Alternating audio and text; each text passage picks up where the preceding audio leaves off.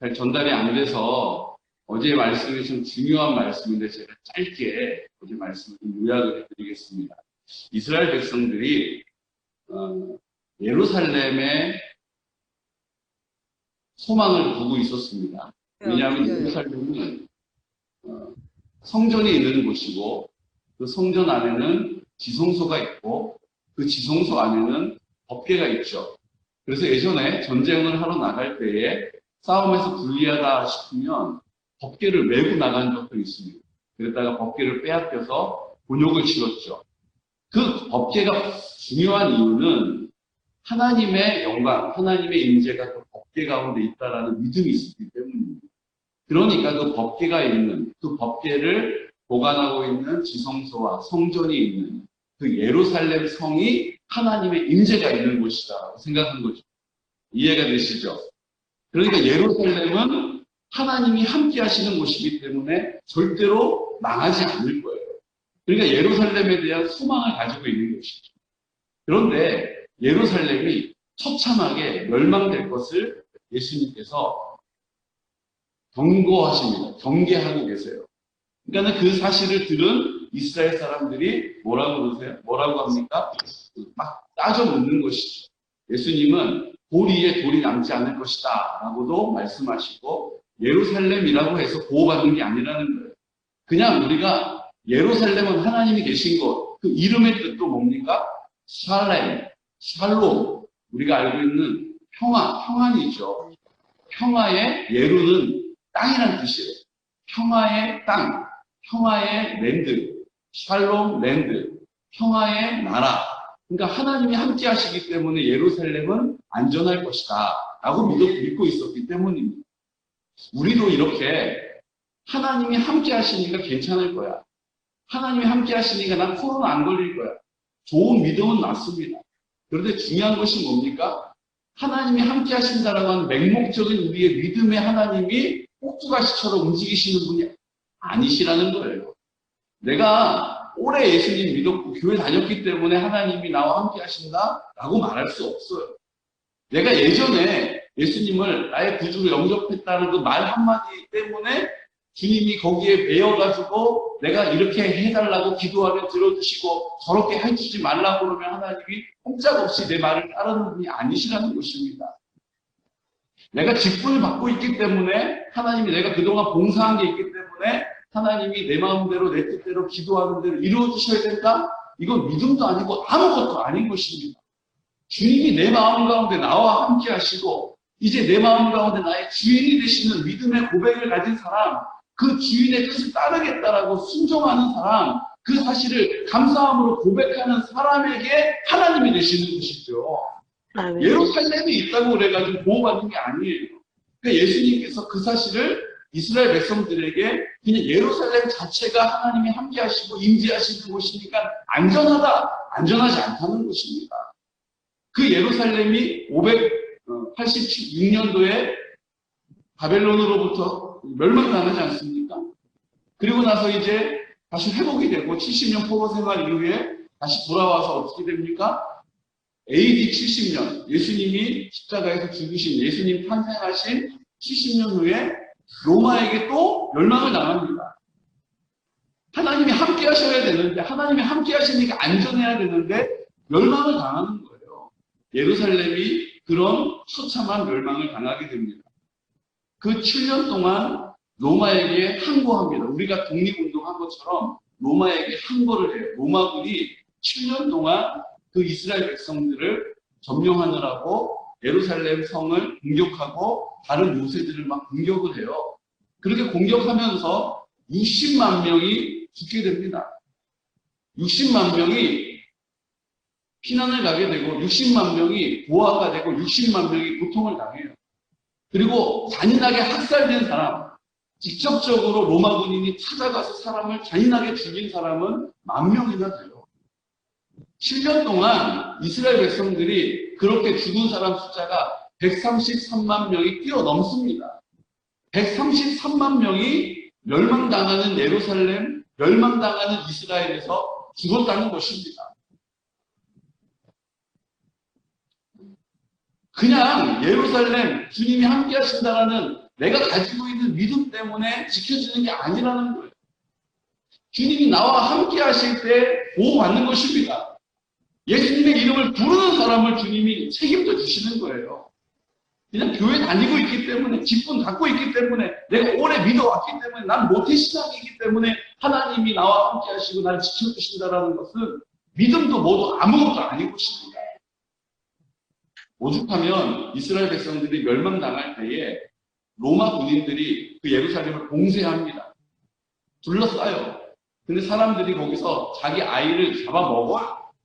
물이 끊겨가지고 거기서 끝까지 살충하면 지키고 버팁니다. 자기의 신념을 가지고 그 예루살렘을 지켜보겠다라고 몸부림치는 거예요. 결국은 거기서 자기가 부유함이 있는 사람은 이거 내 돈인데 이거 어떻게 지킬 수 있나 고민하다가 그 말을 다 꿀꺽 삼키는 거예요. 그리고 몸이 빠져나와가지고 자기가 살겠다라고 도망칩니다. 그런데 기가 막힌 일이죠. 도망을 치고 나서 이제 변이가 오면은 볼일을 보지 않습니까? 그래서 그 대변 안에서 그 말을 딱 골라가지고 소화되지 않는 그 말을 다시 자기 거니까 챙기는 그 모습을 로마 군인이 발견해요. 그리고 그때부터 소문이 돕니다. 이스라엘 놈들은 도망치는 자들은 그 말을 집어삼키고 도망치는 자들이니까 잡아서 죽여서 그 장을 전부 다 파헤치고 그렇게 얼마나 많은 사람들이 죽임을 당했는지 모른다라고 역사에 기록되어 있습니다. 하나님이 함께 하시는 평화의 땅 예루살렘에서 그런 참혹한 학살이 있었어요. 하나님이 함께 하십니다. 하지만 우리의 맹목적인 믿음 때문에 하나님이 함께 하시는 것이 아니에요. 주님이 내 마음 가운데 나와 함께 하신다라는 확실한 믿음의 고백을 통하여 예수 그리스도의 이름으로 선포하고 그 예수님의 뜻을 따르겠다라고 하는 믿음의 사랑을 통하여 그렇게 행하시는 줄로 믿으시기 바랍니다. 아멘. 또 한 가지가 그런 박해를 받는 일들에 대하여서 살펴보는 중에 한 가지 알게 된 사실이 있습니다. 지금 유대인들은 전 세계 경제권을 쥐고 있다라고 해요.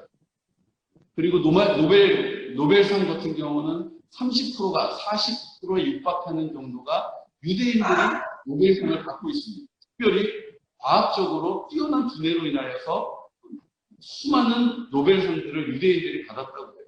지금 우리가 잘 알고 있는 유명한 유력한 사람들 거의 다 대부분 유대인들입니다.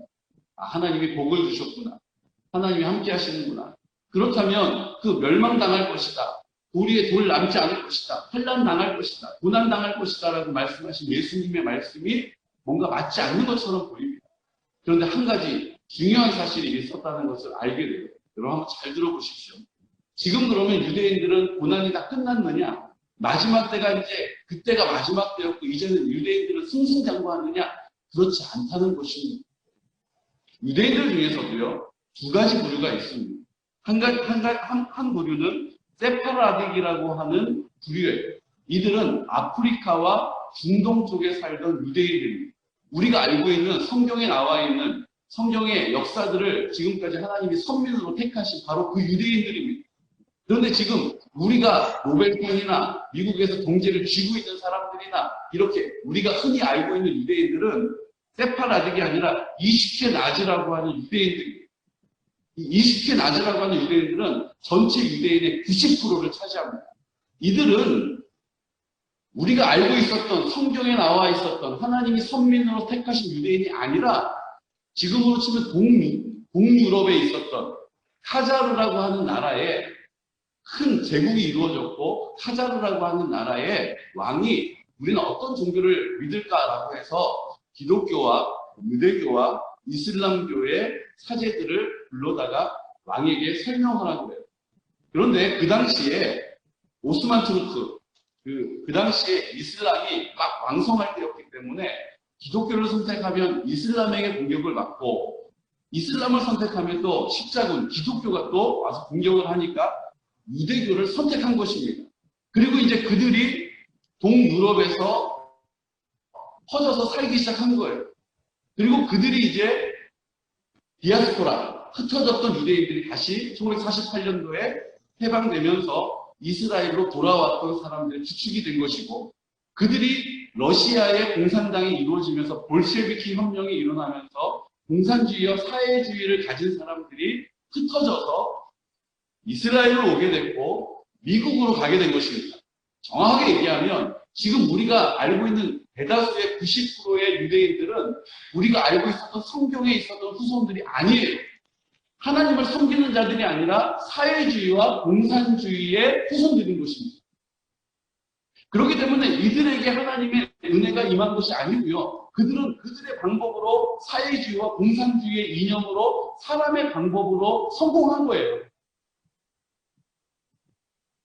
정말로 하나님께서 은혜 주셨던 세파라딕이라고 하는 유대인들은 지금 고통당하고 있습니다. 아시케나즈라고 하는 사람들이 이스라엘로 돌아간 이후에 지금도 인종차별이 있어요. 이스라엘에 있는 선교사님들의 이야기들을 제가 들었었는데 다 잊고 있었거든요. 근데 그 문헌을 제가 내용을 보면서 그게 그 얘기였구나라는 것을 알게 됐습니다. 지금도요, 이스라엘은 모병제, 군인을 불러다가 군생활을 해야 돼요. 남자도 여자도 다 합니다.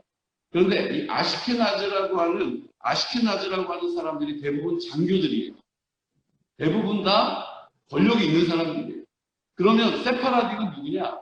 대부분 그 전선에 나가서 목숨을 걸고 싸우는 군인들, 사병들, 일반 사병들은 다 세파라딕입니다.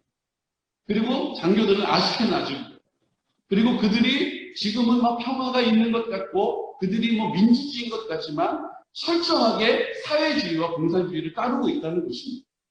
그리고 세파라딕의 사람들이 미국에서 세파라딕도 있지 않겠습니까? 근데 그들도 이제 고국으로 돌아오겠다. 시오니즘. 다시 고국으로 돌아와서 하나님의 나라를 이루어가겠다라고 이제 이스라엘로 와서 나라에 오면 그 차별이 이루 말할 수 없다는 거예요. 경제권도 아시케나즈 사람들이 쥐고 있고. 그러니까 세파라딕, 정말로 하나님의 선민으로 부르신 사람들은 지금도 차별을 받고 있고 지금도 일반 사병으로서 전쟁터에 나가서 죽는 사람들은 대부분 세파라딕이라는 것입니다. 하나님의 말씀이 하나도 어김이 없어요. 지금 이스라엘 백성들이 다들 뭐 떵떵거리고 잘 사는 것 같지만 실질적으로 하나님의 말씀을 믿는 우리가 알고 있는 그 믿음의 사람들, 우리가 알고 있는 유대교, 제대로 된 유대교 사람들은 지금도 아시케나즈 사람들에게 핍박을 당하고 있고 고통을 당하고 있고 신음하고 있다는 것입니다. 하나님의 말씀대로 된 것입니다.